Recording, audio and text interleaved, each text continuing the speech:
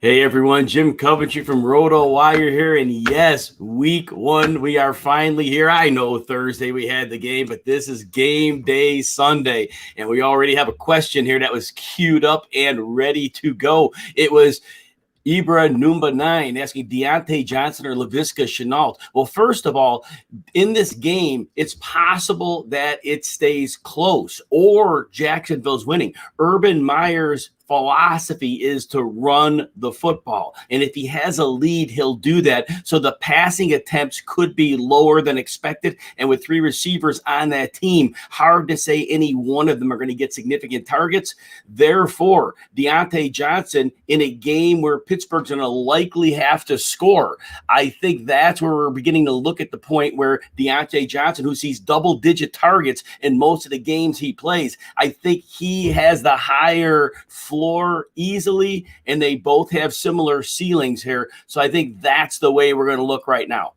All right, let's see. Any other questions here? Well, while we're waiting for questions, I'm going to retweet out the live stream here real quick. There we go. We're in good shape there. Excellent.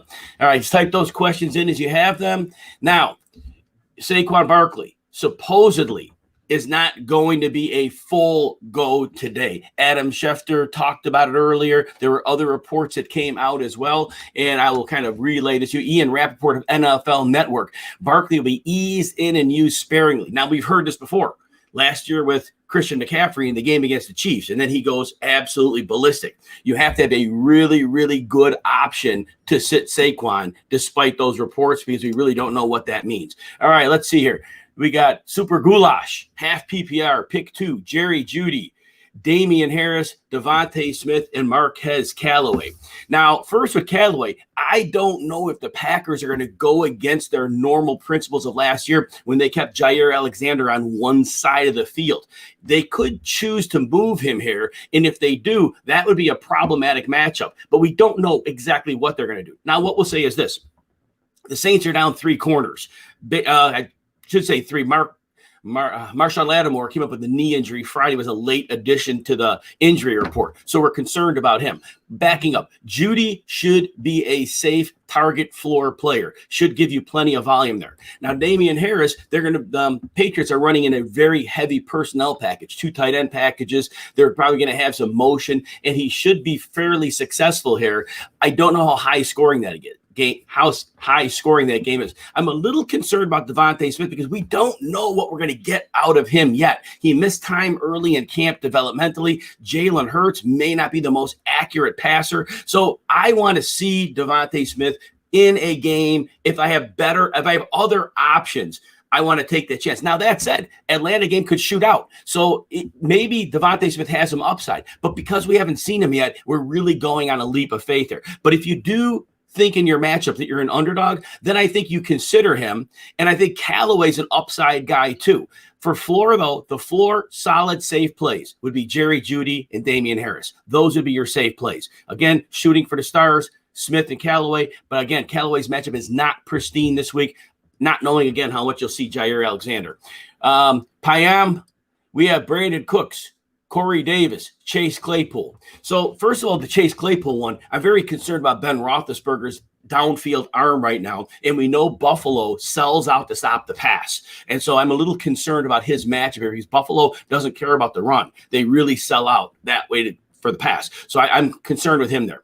Corey Davis, we see him get a lot of targets in the preseason game, which was very promising. And for the Panthers, corner A.J. Bouye is suspended and out. That makes his match a bit more favorable. Now, Brandon Cooks, he is an alpha receiver facing a team in the Jaguars that have really no good cornerback play, and Brandon Cooks should be a lock for 7+ targets with ability for much more. So I think Cooks is overall the better player between he and Davis. Cooks is less likely to share targets. You have a high target share. So I think Cooks is your play here, and I think he has both floor and upside. So that's the one I recommend there. Corey Davis is a somewhat close second. But again, first game for Zach Wilson, not sure if the defense will confuse him at all. I think Cooks is a rock-solid play, and I have faith that Tyrod Taylor is a professional quarterback and get the ball to his receivers. Booker gets 20 touches, Barkley maybe 15, possibly. Yeah, possibly. Kevon, good to see you, man. Let's see here. And it looks like Tim, T-Y-M. All right. Pick one. Claypool, Tyrell, or Kenny Galladay. Wow, it's a tough one. So I think in terms of targets, I think Tyrell Williams sees the most targets. With the Lions being a 9-point underdog, I think they're going to have to throw a lot in this game. And if they do, Tyrell Williams is really the only accomplished receiver they have at this point. I know they have the rookie St. Brown, but Tyrell should see at least 6 to 8 targets, somewhere in that range. And I think that makes him a very good floor play. But if you're shooting for ceiling here, Kenny Galladay missed the entire camp with the hamstring injury. But the one thing Daniel Jones does do well is he gets the ball downfield. And so there is merit that could work out. Now, the Broncos have 4 excellent cornerbacks. So I think Galladay has a really low floor. I think the safe play is Tyrell Williams. Talk about Claypool in the last question saying that Buffalo sells out to stop the pass. Ben's downfield arm isn't what it was. So I have a little bit of concern there. I think Tyrell's your safe play. Again, Kenny Galladay, swing for defense, but you could get a 3 out of him, so be careful there. Julia, can't believe Giants seeing Booker at running back too. Yep, no doubt. Booker, he's really a role player. Last year, I know he flashed a little bit, but it was just like situation and circumstance. I don't think he is much of a good option here. Dante Jackson. Yeah, Dante Jackson's a fast dude, but he doesn't have great technique. So Dante Jackson doesn't scare me a whole lot. Tim, you're welcome. Very welcome. Dante Jackson, okay, like I said, more of a speed guy. But Kenny Galladay, we're talking about Dante Jackson. We're talking about Anyway, he's a fast speed guy. Any other questions here right now? All right, we'll wait for those to roll in here. If I missed your question, just type something in and give me a nudge. And in terms of games today, let's see what we're looking at here. Austin Eckler is apparently a full go now. He did have a hamstring thing earlier in the week. I do worry about a potential setback, but again, don't know what it is. Hamstrings can be tricky. It can be nothing. So it's definitely something that we need to be cognizant of. But I think if you have Austin Eckler, you're firing up as usual. I think in DFS, I think it's a little more problematic because I think you're paying up. But now if you want to be contrarian against the field, you do have an opportunity there at $7,000 to maybe have an opportunity. Johnny, you're very welcome. If I didn't answer your question too, make sure you post that in there.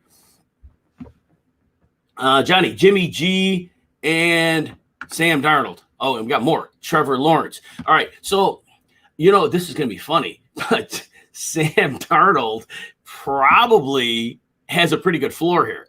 Now, it's how much they use McCaffrey.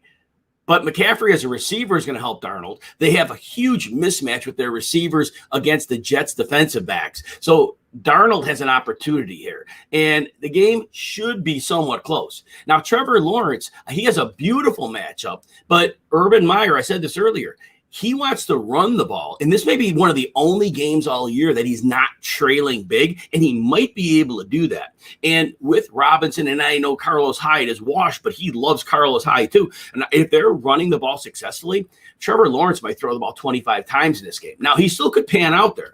Jimmy G is the ultimate dart throw here because Trey Lance could play in some packages. So Jimmy G could really have problems. But there could be so many downfield, open, easy shots against the lines of a play action that he could have one of those 4 touchdown games with only throwing the ball 23 to 25 times. So I think of those 3, though, believe it or not, Sam Darnold has the best floor. In terms of ceiling, if Lawrence does turn it loose and they allow him to turn it loose, he could destroy the secondary because there really is no problem in beating them. So safe Darnold, can you imagine me saying that? Sam Darnold and safe in the same sentence? Weird. But again, we love that offensive scheme there. But I think Lawrence overall, he still has a decent enough floor. I think they could score a lot of points, even if they don't run only. They're going to throw sometimes. And I think Lawrence has the upside of all. Jimmy G, like I said, he's a lottery ticket here.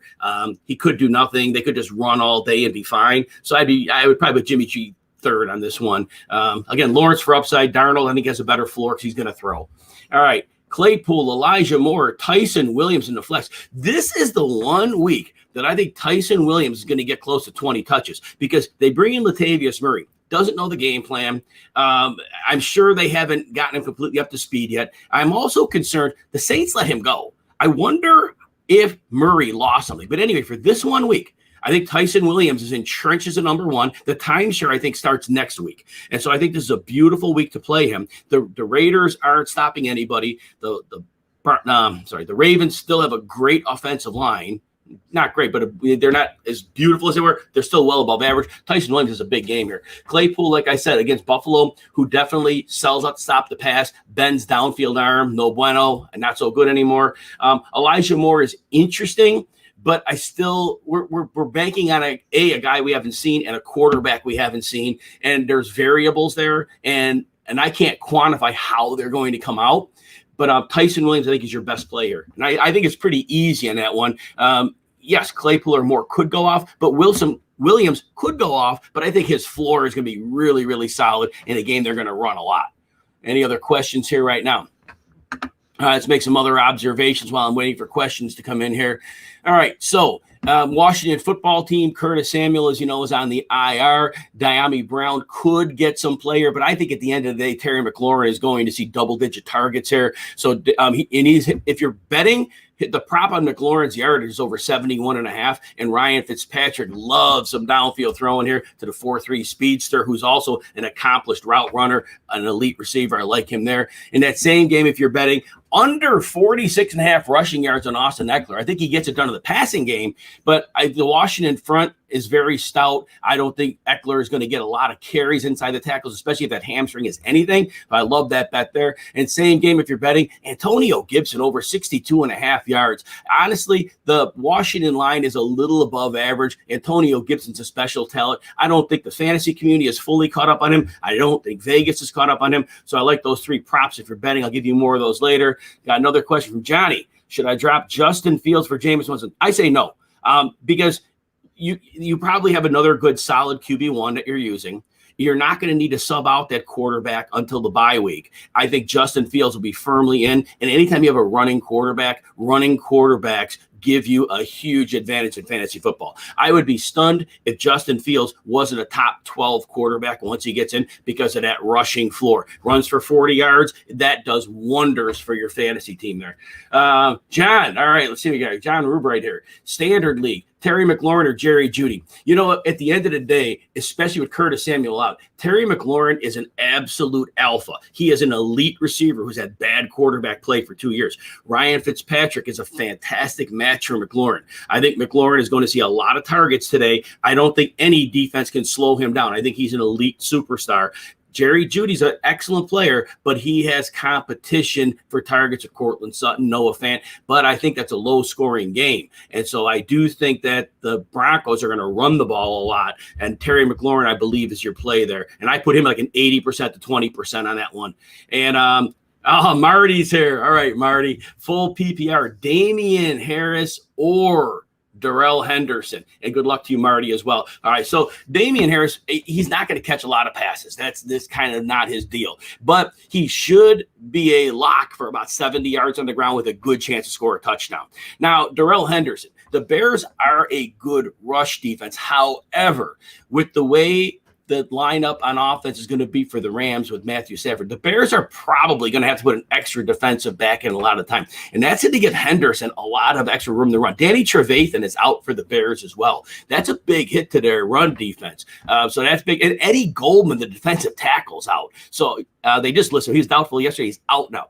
I think Darrell Henderson is an excellent play today, and I think he could surprise us at about 90 yards with a decent chance of scoring. And I know Sony Michel is there, but nonetheless, I think that matchup works well. Now, percentage-wise, Marty, it's closer than it sounds. Darrell Henderson, 55%, Damian Harris, 45%, because Harris could have a big run, maybe score a second touchdown if he gets in once. So it's close if you have a gut feeling, roll with it. But I think Darrell Henderson is possibly to play here because, again, they're going to have openings in the rushing attack, and those Bears injuries are useful here.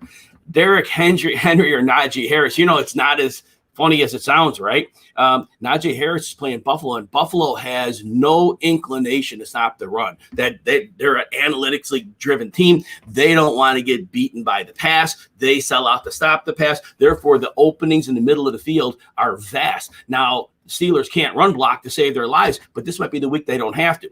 Najee's going to get volume. But at the end of the day, Derrick Henry is facing Arizona. Now, we don't know how they're going to come out, but Arizona is not fundamentally equipped to stop Derrick Henry consistently. And I still think there's a great chance, and we saw it in the preseason, that they come out in 3 receiver sets, 11 personnel, we call it. And I think if they do that with Julio and with A.J. Brown, there's going to be less bodies in the box, and Derrick Henry could have an amazing game against lighter boxes than he potentially has ever seen. I'm not guaranteeing they're going to run 11 personnel, but the preseason showed they're inclined to do that. So I'm going to say Derrick Henry here, but Najee Harris, I'm telling you, he has some upside in this game. But if they fall behind, he catches the ball if they fall behind. So they're both excellent plays this week. But Derrick Henry, 65%, Najee Harris, 35%, because the big dog is the big dog, Derrick Henry. All right, Mooter King. We got full point PPR, Austin Eckler, or Phillip Lindsay. You know what? Phillip Lindsay is you're going to laugh, right? 190 pounds, whatever he is. He's considered an inside runner on that team. Don't ask me how. But anyway, the receiving back is going to be David Johnson. So that's going to hurt because people think of Lindsay being small. They think of him as satellite back. He's not. He's not, and he wasn't used that way in Denver much. Royce Freeman was the receiver who was like twice Lindsay's size. Just kidding, on twice the size. But Austin Eckler, look, they say he's cleared to play. They expect him to be a regular go. I think we don't get cute here. We got to take the coach at their word. They're going to have him in the lineup. If Austin Eckler is in, he probably catches 6 passes, and he's still Austin Eckler. So Phillip Lindsay, I think, is a very big dart throw because Mark Ingram is in the mix as well, and he's washed, but they consider him in the mix. So I don't know that Lindsay gets more than 8 touches, and I'm concerned about that. Yes, Eddie Goldman, I mentioned earlier, out for the Bears. Danny Trevathan out for the Bears. And the Bears are probably going to put an extra defensive back in because of the 3 receiver sets they're going to see from Sean McVay. And so, yes, the middle of the field is going to be open. And Darrell Henderson is in for a good opportunity here. Yes. Marty, you're welcome as always. Randy, all right, my man. Glad you're here. Which Jags receiver do I like most today and for the season? Again, today I'm concerned that Urban Meyer does want to run the ball. I said he's not going to be able to over the course of the season because they're going to trail most weeks. However, this week, if they have an easy matchup against the Texans, they could run. They could run a lot. So I don't have one receiver. I'm like, he's going to get a lot of targets. They might throw the ball 23 times today. That's very possible. It's in the range of outcomes. But in terms of that, I still think that today, Laviska Shenault may be the better play. There may be in the slot more conservative throws. Travis Etienne done for the season. I think some of those passes that were going that way may end up in Shenault's hand. But for the whole season, I do like DJ Chark. I believe DJ Chark is not a superstar, but he's a level below that. And I think with the bad quarterback play they had in his first few years, I think now he's ready to emerge, and Trevor Lawrence can unlock him. I know Marvin Jones is a solid player as well, but nonetheless, I think DJ Chark could be special, and I think it starts the season.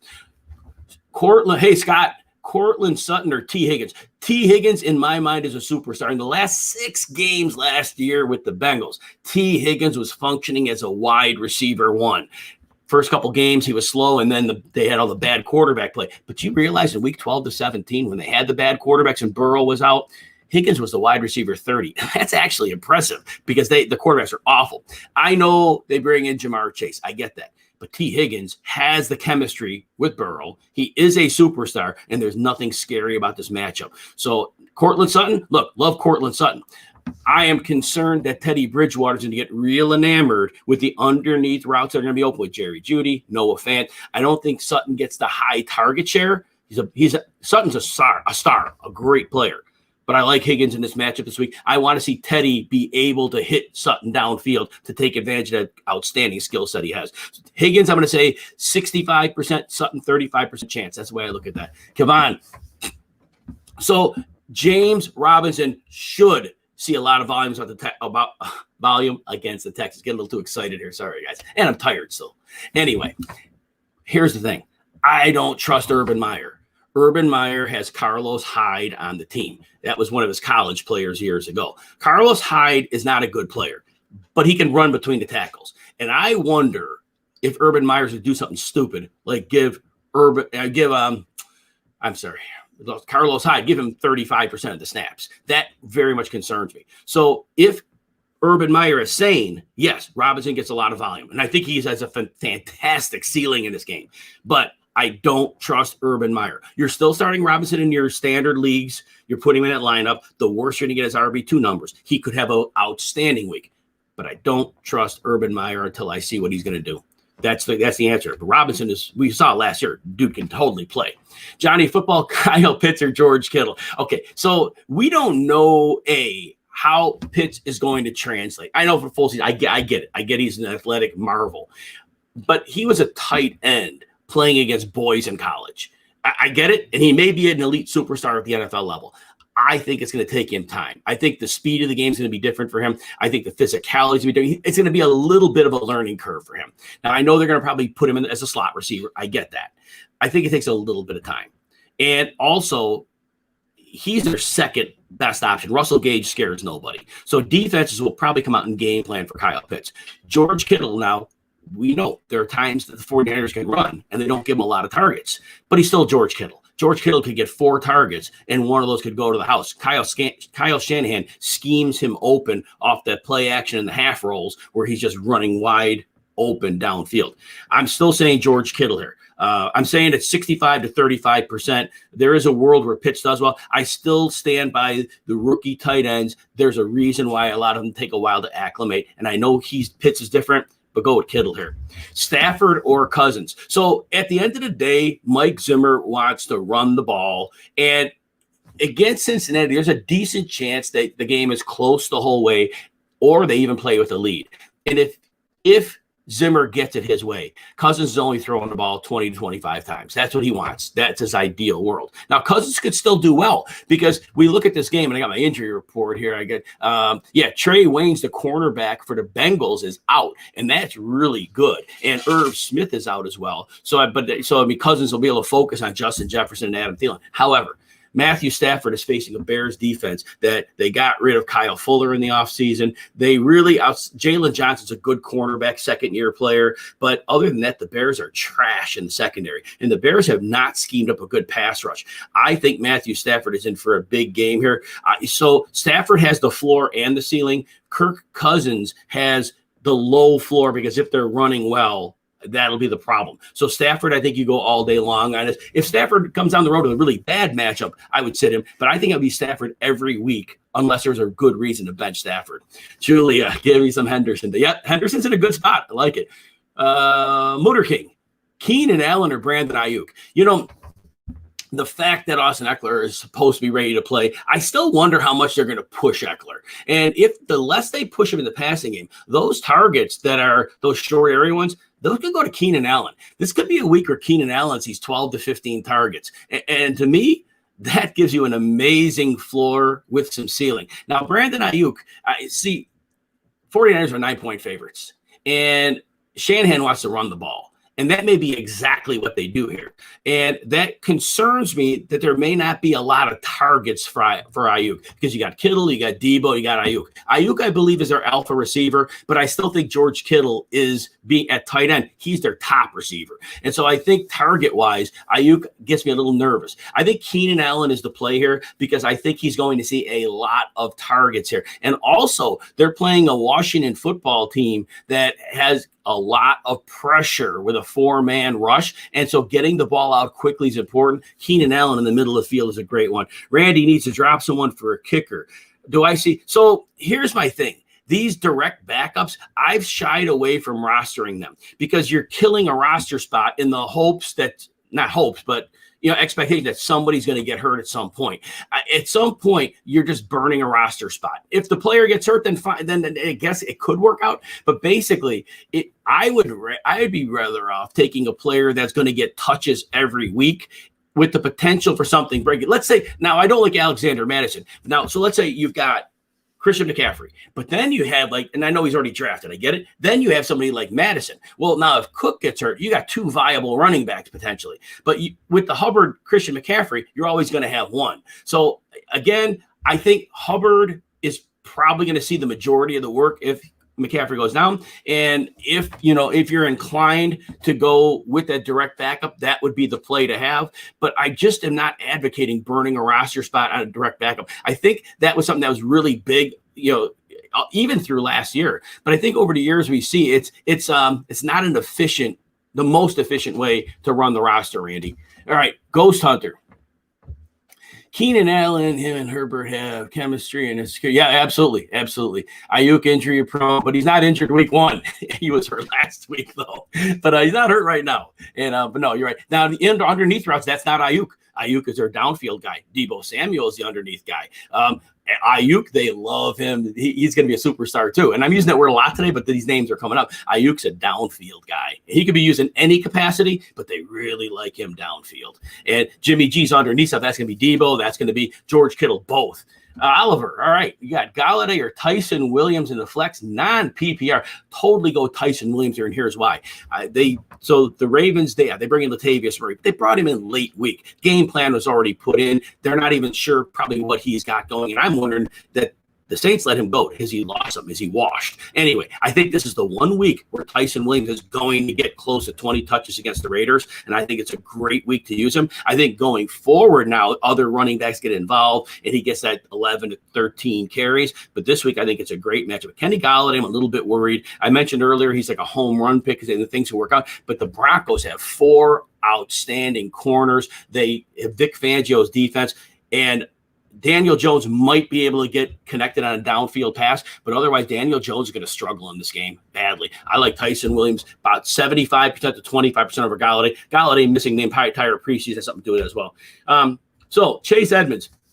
What we saw come on last year was Chase Edmonds will get 5 to 6 catches in a lot of games. And I do think that this game is going to shoot out. I know a lot of people are saying, oh, man, look at the depth chart. Chase Edmonds is number 1. Fine. James Conner is going to have a pretty sizable role. But if you're PPR, Chase Edmonds is still going to get those catches. This should be a really high-scoring game. I think that he's going to have a great opportunity here. So absolutely flex. If you're in PPR running back too, yes, you get those 5, 6 catches. You're in great shape here. And he'll get some carries too. He will. So, but overall, Edmonds is a good play this week. And I think James Conner is too.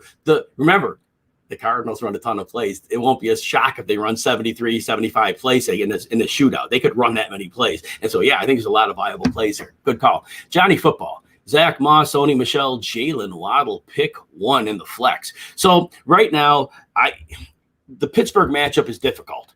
And Pittsburgh isn't just going to sell out to stop the pass, even though that's what Buffalo does. They're going to come in, they're going to play Steelers defensive, kind of straight up. So this is not a great matchup for Zach Moss, and I still want to see him healthy for a week and see that he can push Singletary to the side. Sony Michel, I still think he's on the low end of that timeshare right now with Darrell Henderson, so I'm a little concerned. So there's viability to Michelle, but I think Henderson's the one that's going to have the bigger gamer. Jalen Waddle, it's a little bit of a wild card because he's a rookie. We don't know what we have. There's a lot of uncertainty there. But I think at the end of the day, with Will Fuller suspended for this game, and Bill Belichick doesn't really have probably any usable, reasonable film on Waddle to use. So I think Waddle could get himself 4 catches in this game, and that'd be pretty solid. So I would say Waddle 40%, and then 35% Michelle and then 25% Zach Mox. That's how I look at that. Outfox, Adam Thielen or Marvin Jones. With Irv Smith, the tight end, out, I don't think Chris Herndon's going to be that receiving back fill-in here at tight end. Receiving tight end. I don't think that's going to work. I think Adam Thielen and Justin Jefferson are now locked into even more narrow target share. So even if Kirk Cousins throws the ball 23 times, Thielen could get 8 targets out of that. And so I think he's a safe play. Marvin Jones is a very good player. But as I said earlier, I think Jacksonville, we know their coach, Urban Meyer, he wants to run the football. This may be one of the few weeks of the season they're not trailing and he can do that. So that makes me worry a little bit about how many targets there will be and what percentage of those goes to Marvin Jones. I think Adam Thielen's your play this week. And I would say that's a 70 to 30% on that one. Julia, yep. J. Robin, yep. Hyde. They could both score a touchdown. They absolutely could. They could be very conservative. And again, that's what Urban Meyer wants to do anyway. And this may be one of the rare games that they actually play with a lead. Oh, I see Mingo's in the house, man. Good to see you, bud. And Randy, all right, got you back here. Wide receiver I prefer in non-PPR. Is it Chark, Marquise Brown, Elijah Moore, or Terrace Marshall to roster? Okay. Well, I think DJ Chark is going to be a star. And I think that as much as Urban Meyer wants to run, they're going to trail most weeks. They're going to have to throw. I think Trevor Lawrence can unlock Chark. Of all these players, Chark has a bit of a track record, even with bad quarterbacks, that he can perform well at this level. Elijah Moore certainly may be good. Terrace Marshall may be outstanding. But I think this year, I think Chark is the one you want. Marquise Brown is going to be squeezed for snaps, I think. They brought it, even though Bateman won't be ready for a few weeks, he'll get in the mix. And then Sammy Watkins there, and he can block. Brown is probably going to see lower target share than even last year, which wasn't high.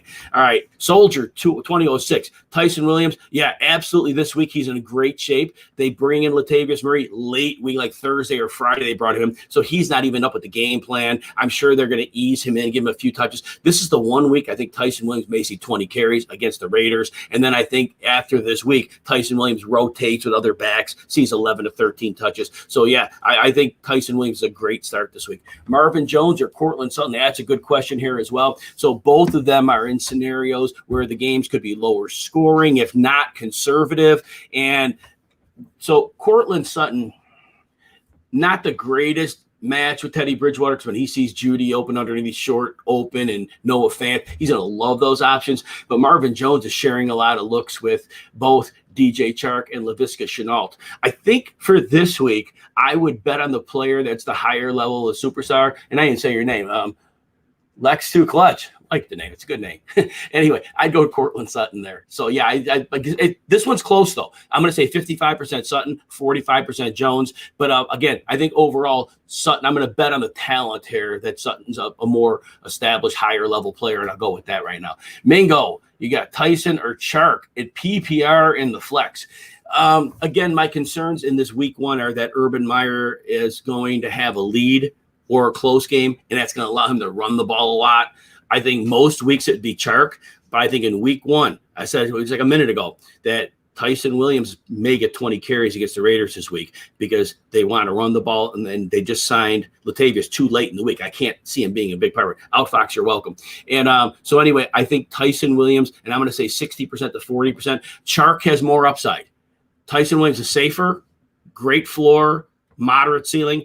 Chark has a lower floor, but if there are a couple deep passes and he gets them, he could have more ceiling. But I think Tyson's safer. Johnny, you're back. Good. Chicago Bears plus 8.5. You know what? Andy Dalton's a quarterback. Oh, man, I'm scared here. And the Bears' offensive line, not good. They let Leno go in the offseason. Tevin Jenkins is the back injury. And, you know, yeah, I'm very concerned that the Bears are not going to move the ball here. And if they bring in Justin Fields, that could give them a little bit of an amp. But here's the thing. Matthew Stafford is going to probably carve this defense up. Remember, they let Kyle Fuller go in the offseason. Their cornerback room is awful. They do have Jalen Johnson, but that's one cornerback for three receivers. So I think that this could be a game where it's the Rams winning going away. So I don't necessarily like the Bears plus 8.5, but definitely if you got that feel for it, trust your gut. Julia, Danny Dimes Wednesday at Stockleby shooting like Dow Jones. Nice. I like that. Randy, Russell Wilson or Jalen Hurts at quarterback. 6 points for passing TDs. So the Russell Wilson game is going to be interesting because the one defensive type that Russell struggled with the second half, they're playing cover two shells, which were two high safeties, I should say. And that's what Indy basically plays. Now we have Xavier Rhodes, their best cornerback, is out. So that's going to be problematic for Indy. I think that Wilson has a higher floor. We know we have a floor here because I don't think that's an imposing matchup. I know they got Kwity Paye as a rookie pass rusher, but I don't think the pass rush is anything catastrophic. And I think with the new coach Shane Waldron running the offense for Russell, I think Russell's in good shape. Now, Jalen Hurts has, as we say at DFS, slate breaking upside. He could be the overall number one quarterback. Like they're playing Atlanta, Jalen Hurts could do that. So I think if you need a 40 out of your quarterback or a 35, Hurts has a better chance of hitting that. But I think Hurts also has a chance of getting you, 12 to 14 points. I think Russell Wilson is kind of locked for the 20 to 25 range. So I hope that helps. Russell's way safer. Russell does have upside, but Hurts has insane upside because he could run for 150 yards, and Russell doesn't do that anymore. Lex Too Clutch, you're welcome. You're welcome. And would I rather flex Myles Gaskin or Marvin Jones? So, yeah, Gaskin, it's gone back and forth with the talk of him all off season, and now it seems that he's back entrenched in the 3-down role. I don't necessarily like the matchup against the Patriots. The Patriots have a nasty front seven. They have a lot of talent influx this year, but I still think volume is king at the end of the day here. Now, Marvin Jones, I've mentioned a few times that the problem is that I think Urban Meyer this week, he'll be able to run because they'll be in good shape against the Texans. So I think the passing attempts may be lower. So I think I'm going to advocate Myles Gaskin 60% to 40% for Marvin Jones. Julia, yeah, no time for a sip of water. That's the top of the hour. Appreciate it. All right, Johnny. Zach Moss inactive. Oh, yeah, if anybody sees inactive because they're coming through right now, please post those. So excellent call. Zach Moss inactive. Now, here's what I want everybody to understand. With the Buffalo running game, last season, the last 2 games after Moss broke his ankle, Singletary had 7 carries and 6 carries. To me, it was a clear sign that Brian Daboll does not trust Devin Singletary in the running game.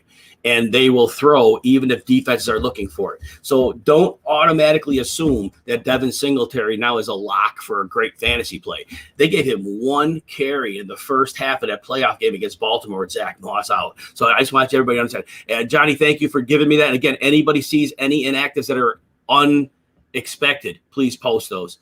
Kevon, yeah. So DK Metcalf. So the problem the Seahawks had down the stretch was playing too high looks. They were playing too high safeties, and Indy will give them that. However, Xavier Rhodes is out, and he is the only corner that could have given DK Metcalf any problems. And I think Shane Waldron is the offensive coordinator now. I don't think it's just going to be bubble screen or bomb. I think that DK is going to be having a more diversified route tree. And so, yes, he can have a big game.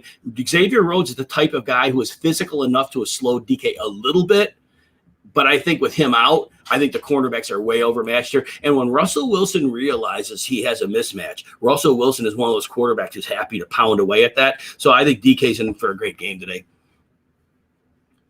All right, yep. And Julia, let's see, Moss, what's his outlook? Injury. That's his outlook this season. Injury. Unfortunately, I rostered him in a couple of leagues, but injury. Does he have a good – I think McDermott wants Moss to take the role. He's got to be healthy. And I don't know what the deal with him is, but they force light boxes because of their 3 and 4 receiver sets. And he wants to run the ball, but he had no faith in the running game last year. Moss was hurt all season. Even when he's on the field, he was hurt. And they don't trust Singletary. So he does not trust Singletary at all. We saw that in the last 2 games. So there's no question there. Like I said, when he got 6 and 7 carries in the last 2 games when Moss was out against light boxes, that told me all I need to know. Trey Sermon is inactive. Wow, this is huge news. I tell you what, wow. What I'd like to see is if Elijah Mitchell again is going to get some run. If Elijah Mitchell gets in that lineup, you know what? Those of you in fantasy leagues with some bench spots, just in the long shot case, if you have a roster spot to burn in the end that you don't have any use for, I'd make a surprise addition of Elijah Mitchell. If he gets in there, his athletic skill set to me was way better than Trey Sermon's, but he was a 7th round pick. But if Mitchell gets in there and he blows them away, who knows what's going to happen? Just saying here. Now, Raheem Mostert obviously elevates here, but I think that Kyle Shanahan's not going to overwork him.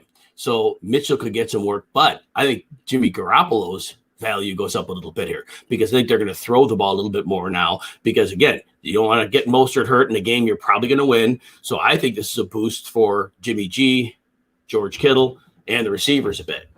Mac Jones or Zach Wilson. So, Johnny, at the end of the day, I think that Bill Belichick is going to try to protect Mac Jones, and I think they're going to run a lot. He'll get some design play-action shots to get him comfortable, but I don't think it's a high-volume passing attack here. So I think Zach Wilson will be in a game where they have to throw, and the Panthers are without their cornerback, A.J. Bouye, who's suspended for this game. So I think overall, the Jets are more inclined to pass. The Patriots are more inclined to run. Therefore, I give Zach Wilson the 70 to 30% edge here over Mac Jones.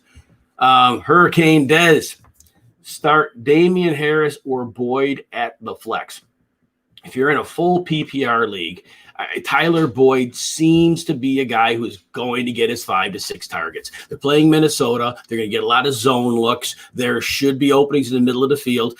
Danielle Hunter is a game wrecker on the outside. They don't have other great components of pass rush, but I think Burrow in his first game back, we talked about how he was uncomfortable in the preseason. I think Boyd is one of those players that gets targets. Now, Damian Harris is a solid play too, because they're designed run game in New England with the 2 tight ends, and it's a pre-snap motion. I think Harris is in for a good opportunity here. So at the end of the day, they are both very good plays. If it's PPR, though, I think Boyd gives you a little bit of an edge because Harris is going to catch many passes. But if it's half PPR, I'm saying Damian Harris because that devalues the receptions, and Harris should get himself 15 to 18 carries in this game with a good chance of scoring. So that's how I handicap that one. Mooter King, you got standard, Gaskin or Harris. I'm going to go Harris here because the Patriots are really nasty in their front 7. And I believe Austin Jackson, I got to double check if Austin Jackson's out.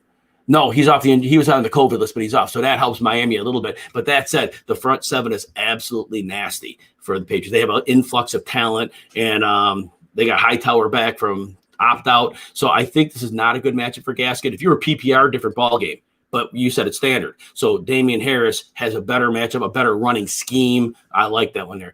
Ricky, all right. Yeah, Jerry Jeudy or Corey Davis. Oh, it's a great problem to have. Yeah, for sure. So Corey Davis is in a good spot here for sure. And we definitely saw the preseason where we knew that Zach Wilson likes to lean on him, and that may be the case here. Now, A.J. Bouye suspended for the Panthers, which bodes well for the passing game. Corey Davis, if he continues to see those targets, he's in great shape. Jerry Jeudy, I still think, is the perfect type of receiver for Teddy Bridgewater. He gets open quickly. He gets open in the short to intermediate area of the field. And so I think they both have very good merit this week. However, I think the Broncos can control this game against the Giants. The Giants are all kinds of banged up on offense, so I think the score is low.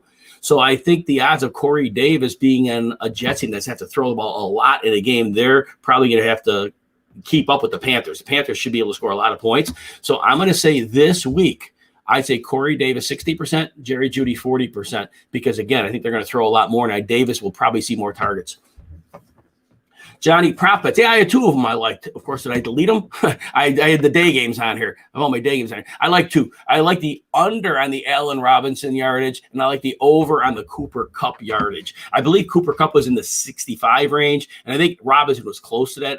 For some reason, I had just the day games on here. I think I moved it over where I had it. But those are the 2 prop bets I like there. Cooper Kupp in the slot has always been schemed open very well, and the Bears defense has no answer for him. So I love that. And Allen Robinson, I think, is going to see either shadow treatment from Jalen Ramsey, but even if they don't, Ramsey will be on him enough. But Ramsey, I think they may move him. But again, new defensive coordinator, we're not entirely sure what to get. But I think the Rams defense is going to have it out for A-Rob, and also Aaron Donald crushing the pocket. It's going to really cause problems. Chase Edmonds or Marvin Jones PPR flex. That's a tough one, Mingo. Yeah, for sure. Edmonds, again, gets 5 or 6 catches in many games last year. I don't see that changing in what's likely a shootout against the Tennessee Titans here. So I think Chase Edmonds is a solid play. Marvin Jones, again, I'm concerned that this is a game that Jaguars can lead or be close, and Urban Meyer, I think, wants to run. So I think this may be a week where Jones' targets are suppressed. And it's like, we got DJ Chark, we got Laviska Shenault. So I think at the end of the day, we're looking at Chase Edmonds as the safer play. Jones has more upside. Jones is more likely to get a 60-yard touchdown. Now, the probability of that may be smaller, but I think your safe play is Chase Edmonds. And again, this is a closer one, 60 to 40, 60% Edmonds, 40% Marvin Jones. But if you really you thought you were like in a hole in the lineup and you were needing to overcome some upside, then that might be your opportunity. Corey, you got Josh Jacobs or Robbie Anderson. I'm thinking this is all right. So half PPR. So Josh Jacobs is coming off a little bit of a toe injury. The Raiders' offensive line's a little bit catastrophic, and the Ravens are pretty stout against the run. And I think Jacobs is in for and the Raiders are probably going to be trailing. I know that the Ravens are all kinds of banged up on offense too, but I think the Raiders are going to trail, and I think that Drake's going to see a lot of run here. I think Anderson in that revenge game, both he and Darnold against their old Jets teammates, but that's regardless. I still think that at the end of the day, Carolina is going to move the ball pretty easily in this game, and I do think that Darnold has that chemistry with Anderson from their time together. So I like Anderson 65% to 35% Jacobs here.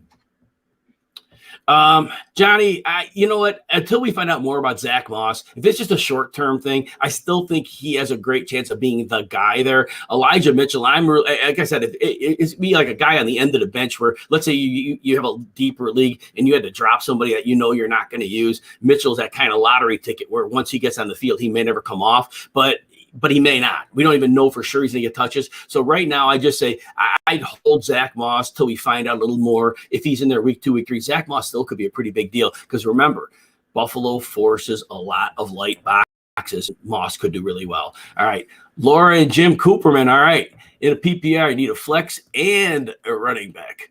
Cortland Sutton, Zach Pascal, Javonte Williams, or Latavius Murray. This week, I'm going to hold off on Latavius Murray. They signed him late week. The game plan was probably installed already. I think they're probably still seeing what they've got with him. I think it's going to take them a week to get him in. I think this week is going to be all about Tyson Williams, and Murray may be a much bigger factor next week. So we'll move him out, and that leaves us Cortland Sutton. So Cortland Sutton, we're going to bet on talent here. All right, so Cortland Sutton is the established star of this group. And I know Teddy Bridgewater's his quarterback, and he may not throw a lot. It doesn't take a lot for Cortland Sutton to get it done. And he's not just a downfield guy. He can win anywhere. And I know they have other targets in Judy and Noah Fant, but I think at the end of the day, Cortland Sutton is at least a solid player. Whereas Zach Pascal, we're not sure what a snap count's going to be. We don't know how many 2 tight end sets they're going to run and whether it's going to be both, whether he's going to be on the field in those 2 tight end sets or Paris Campbell's going to be. So there's a lot of uncertainty. Now, Javonte Williams, again, we're talking about splitting time between he and Melvin Gordon. So there's some concern there.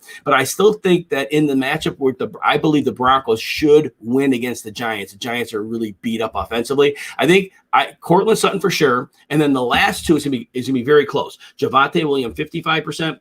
Zach Pascal, 45%. If you have a gut feel, go with it. But because of the circumstances with Murray this week, I'd sit him. Hurricane Des, you're very welcome. Julia. All right, let's see. All right, you think the Bears? All right, good comment there. I like that. Johnny, or Ramondre Stevenson or Damian Williams. So, yeah, I love Ramondre Stevenson for the season. If the Patriots are playing with a lead, I think he's their closer. This could be a close game throughout. Miami is well-coached team. They're up-and-coming team. But I do think the Patriots can play with the lead. I think they're really going to give some confusing looks to Tua, and I think Tua could struggle. And if that's the case, Ramondre Stevenson could come in the second half and score a touchdown. Damian Williams, you know what?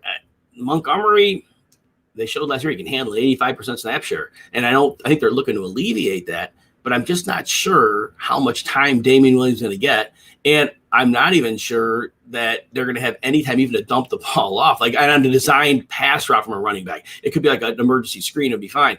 But I think Ramondre Stevenson is more likely to get work, more likely to get a goal line touch than Williams. So I'd say this one is like 65% Stevenson, 35% Williams.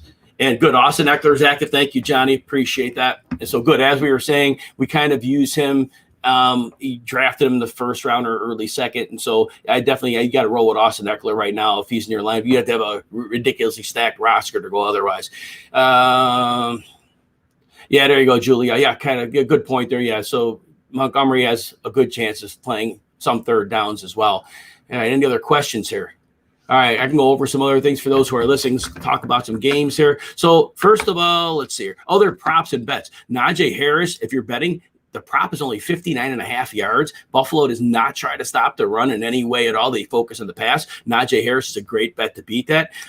This number may change now, but Raheem Mostert over 62.5 rush yards. If you didn't have a chance and you can bet that one and it's still that low, pound the over on that, especially with Trey Sermon out. That's a great thing. I like the Panthers team total of over 24 points. I think they have no problem at all moving the ball against the Jets defense, Christian McCaffrey, the passing game. I think it's a great spot there. Let's see. Any sleeper tight end? Yes. If you're digging really deep, I love Jordan Akins. Don't worry about the depth chart. It says Pharaoh Brown is number 1 of the depth. He's a blocker. Jordan Akins is a good receiver. Darren Fells took away a lot of work from him because Darren Fells is one of those undersold tight ends for NFL purposes. He's really good because they could use him near the goal line. He could block, he could catch. But I think Jordan Akins, for a team that's going to trail a lot, Jordan Akins is a really good sleeper tight end that nobody is on. Not nobody, hardly anybody's on. And he's like he's not even drafted in most leagues. So yeah, that's my sleeper tight end. Other prop bets. In the Cardinals game, James Conner over 27.5 rushing yards. Again, people are all excited about Chase Edmonds being number one on the depth chart. Well, somebody's got to be listed there. They're both going to play. And Conner had a 95th percentile broken tackle rate last season, and he had the third worst run blocking unit. Now he goes to a team that can actually run block. They're going to face light boxes because Kyler's spreading them out with the 4 receivers. So that's a great bet there. A.J. Brown over 67.5 yards. The Cardinals don't have anybody in the secondary, and pass rush isn't a problem because you can get the ball to A.J. Brown quickly. And same game, Kyler Murray over 41.5 rushing yards. He was on pace for like 1,200 yards before he hurt his shoulder last year, and this is a defense where he'll have no problem finding place to run. Also like DeAndre Hopkins over 7.5 receptions. I don't like the yardage total as much. Akins or Ebron? I'm going to go Akins here because at the end of the day, Ebron, now we got to worry about Pat Freiermuth. As Freiermuth was using the red zone in the preseason, and he caught 2 touchdowns. Well, they may use him in the red zone, and Ebron may be out there because Freiermuth can block, whereas Ebron can't. Ebron's just a receiver, right? And then the Steelers have 3 good receivers. So Akins, I think, fits into a team that's going to have to throw. Oliver, Jamal Williams or Javonte Williams, non-PPR? Oh, that's a very good question here. So the 49ers are probably going to have a big lead here. The question is, when the Lions are trailing, are they going to put in DeAndre Swift as a receiving back, or are they going to use Jamal Williams to block and receive? And that's one we don't know yet. The coaching staff has really talked up Jamal Williams. Jamal Williams is a coach's dream. He does all the little things. Javonte Williams, we know he's still behind Melvin Gordon in the pecking order. I do think the Broncos have a lead in this game, and he gets work. So I think they're both going to see similar workloads here. I think the explosiveness of Williams may be a very slight edge, just 55% to 45% for Williams. If you have a gut feel, go with it. But I think in the matchup specifically, Jamal Williams does not have a good matchup. And as a receiving back, there's a chance on the plays where Fred Warner isn't defending TJ Hockenson, the tight end. He could be looking at Jamal Williams, and nothing's going to get done for him. Javonte Williams slightly there. Excellent question. Let's see. In the Chiefs-Brown game, another prop I like, Clyde Edwards-Helaire over 48.5 rushing yards. I think he could flirt with 20 carries in this game. They added offensive linemen for gap blocking. There's too much zone blocking, too much outside zone. They need to get Edwards-Helaire downhill against light boxes because everybody sells up to stop the Chiefs pass. So Edwards-Helaire over 48.5.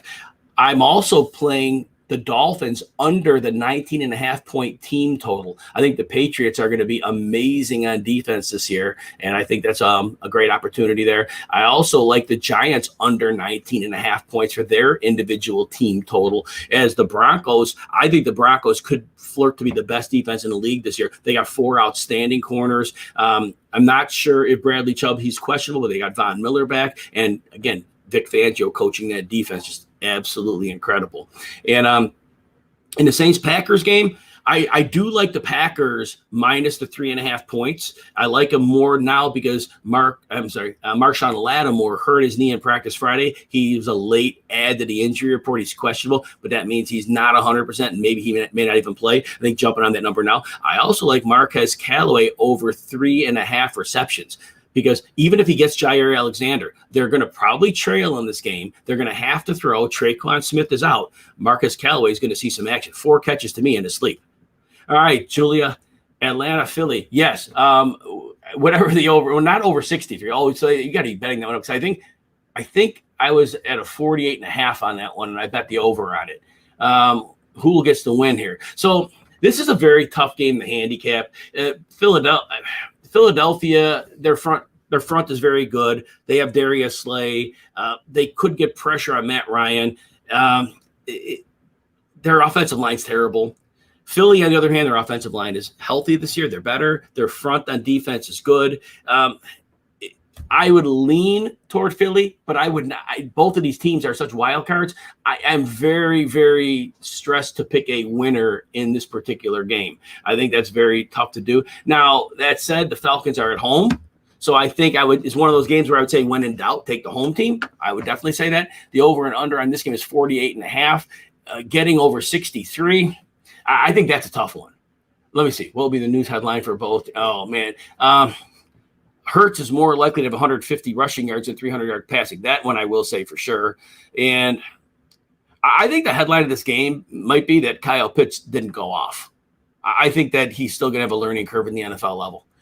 Johnny, any chance Cole Kmet is over 20 yards? Yeah, the Rams, they lost John Johnson, the safety. They lost a lot of internal pieces of their defense. They kept the stars, but they lost a lot of internal pieces. So I think there's room in the middle of the field. The Bears are going to trail. Aaron Donald won't get to Dalton every pass, and having a reliable target as an outlet might be possible. I think there's a 50-50. There's a 50% chance he goes over 20 yards. Yes, I think so. He could do that. He's going to be a full-time player. We knew that in the second half last season. He'll definitely be a full-time player, and that helps. Yeah, I could see that happening. 50-50, though. It's not something I would say. I would bet that and say I feel really great about it. But if you feel strongly about it, it's a very reasonable bet. Other bets I made late, I did take the Jaguars minus the 3. I think that Houston is a train wreck. They have some serviceable pieces all over the field, but I don't think they're strong in any particular area. Whereas the Jaguars, I think maybe we're underselling their potential to get a pass rush, and I think that might be a real problem for the Texans. The Texans are still going to have some production, but I think the Jaguars offensively, they're going to be able to move the ball at ease on this Houston team. I think minus 3 is pretty easy. I already said earlier, I like the Atlanta Philly over 48. I do like the Panthers minus 3.5 against the Jets. I think that the Jets are not going to be able to keep up with them on the scoreboard at all. And the Packers, I said minus 3.5. I like that. Again, that Lattimore news. So Johnny, here's the thing with Houston. They brought in a lot of middling NFL players through free agency, a lot of them. But the thing is, they're not strong in any area. These are all guys that are like borderline starter backup types. And so they have professional players, but I don't think there's any area. You could attack them any way you want. I don't think they're stout against the run. They certainly are not going to be able to cover on the back end. So they have these players, but I don't think they have anything. And so, yeah, like Julia said, bottom of the barrel. I do think there are 31 teams, and then there are the Texans like 3 rungs beneath. They just, quarterback play. Tyrod Taylor's professional for fantasy. I think he'll get the receivers because they're going to throw 40-plus times in most games. Maybe not this week, but most of the weeks are going to trail big. And in those weeks, they're going to have to throw. So Tyrod will get the ball to Cooks. I think Nico Collins is going to be a good player. And I think they're going to be facing a lot of backups in the second half of their games. That's how bad I think Houston is. So, yeah, no, it's bad. It's bad. And, I mean, I don't know what their over and under on wins is, but I think if they set that at 1.5, I think that'd be a good number to set it at because winning 2 games would be tough.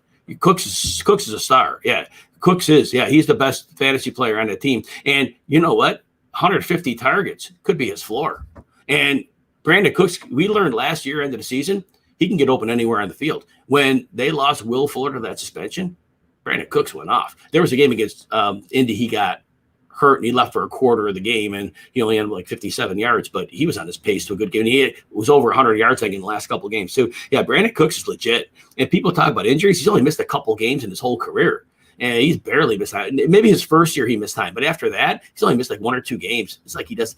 People crowed about the concussions. Yeah, I think that was overstated. Concussion can happen to anybody, but it hasn't been prevalent. Down to the last couple of seconds here. Any other nuggets I can give to anybody here? Michael Gallup out 3 to 5 weeks, calf injury. Although Cedric Wilson will be the wide receiver 3, I think Dallas will go a lot more 2 tight ends. That's because they also lost Lyle Collins to a 5-game suspension for performance-enhancing drugs. So I think they go 2 tight ends. They let both Amari Cooper and CeeDee Lamb work over defenses while they get blocking for their running game. They were never going to run against the Bucs. I said that in my preview, and we knew that wasn't going to happen. And so no problem there. But I think Dallas comes out a lot of 2 tight end sets here to mitigate that situation. But regardless, Cedric Wilson is going to have some value. There are times they're going to trail. They're going to have 3 receivers on the field. So Cedric Wilson is a good deep add for the short term in fantasy leagues. Johnny, Hopkins, Godwin, Cooks, Henry, Harris. Who's got it better than I hope Houston trades Ingram. Ingram is washed. I had a bet with Chris List last year and before the season, and he said that Ingram would outperform J.K. Dobbins, and I took the bet. Never collected on it. I didn't even bother him. It's not worth it. It was a cheap bet, not worth it. But I love Chris List, but yeah, Ingram was washed last year. He's over 30. He's worn out. He's done. So if they trade him, God bless him. But I think that he's a player that's not going to find another home if, once he's let go. And David Johnson, yes, David Johnson is a receiving back. He has serious value, and he still can play. The teams just use him as that. He legitimately can line up in the slot and play there. He can line up out of the back of David Johnson still. And he's 29 still. We think he's way older than he is, but he's not interior runner. He gets hurt too much. Is the Washington defense that good? I have him ranked as my number one. See, there are two things in today's NFL. You either have to rush the passer or you got to cover. They can do both. They got a 4-man rush. They don't have to blitz to get pressure. They brought in William Jackson at corner. They were good coverage last year. William Jackson helps them. Because remember, with Cincinnati, they weren't getting a pass rush, and so he looked bad to me because he had to cover for 4 or 5 seconds. Nobody could do that. But, yeah, their defense can be that good. Now, defenses are fickle. A couple injuries and the changes. But, yeah, Washington can be that good. They can be because they have the pieces. New England defense for season long, I think New England is a better NFL defense than a fantasy defense. I think they're going to game plan to make teams punt on them. No Stephon Gilmore for 6 weeks. I think that hurts. How patient should I be with Sermon? We have to find out more, Randy, before making a decision here. There was zero negative buzz on him in the offseason, and so I don't know what happened. It could have been he could have pulled up in pregame warmups. Who knows what happens there, right? So that's a difficult call. So that's a tough one, man. Don't know what to say. Hey, guys, thank you for joining me. 11 o'clock Central Time, 12 o'clock Eastern. So we are out. Hope everybody has a great week one, and I will be back next Sunday. Hope to see you back. I think I'm still on the broadcast for a second. I have one more quick question. You're welcome, Randy. Do I bench Herbert? You're welcome, Johnny. I have one more. I'll take this one here. Anthony, do I bench Herbert and start Stafford? You know what? Ultimately, Matthew Stafford is in a great spot. The Bears let Kyle Fuller go. They're really weak at corner. The Bears, despite having Khalil Mack, they haven't had a good pass rush. Julia, you have a blessed day as well. And so I think Stafford's in a great spot here. Justin Herbert, you know what? I think he's going to see a lot of pressure on him this week. Playing Washington, a lot of pressure. The corners are good. It's a cross-country matchup. Stafford's at home. I think it's Stafford. All right, everybody. Appreciate you all. Have a wonderful day.